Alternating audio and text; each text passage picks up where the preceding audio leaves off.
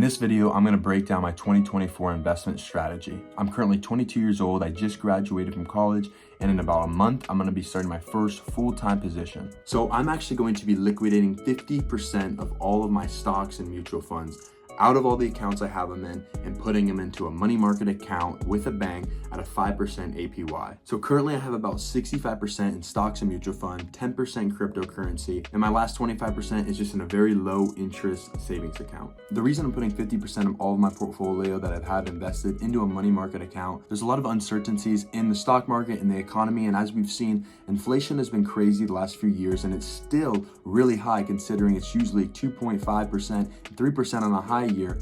We're seeing 4% still, so inflation is very high, prices are really high, everyone knows that it's more expensive to go out and do things, and it's an election year. So me giving myself a little grace period to kind of figure out what's going to happen, because if the stock market drops, it's going to be an amazing time to buy in and reinvest all my money, and it has to go up even more than 5% because that's what I'm going to be getting in my money market account for me to feel guilty about pulling out. And I'm not going to feel guilty about pulling out because it's already at all-time high. So I'm pulling out a profit.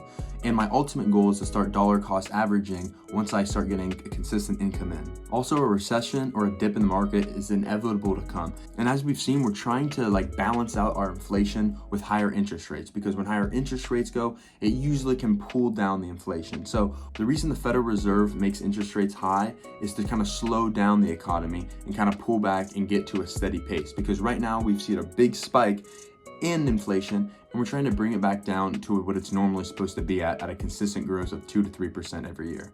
And there's also a lot of things going on in the world right now with wars, with elections, and just the overall politics. This all plays into the economy. And a lot of the stock market is actually based on what people think and what people choose to do, because we're the ones who control it. It's just very hard to predict it. So rather than try to predict it, I thought I'd just put my money in a safe account, and then when I'm ready to put it back in, I'll start up my portfolio again and dollar cost average, because on average, that's the best way to create wealth over a long period of time.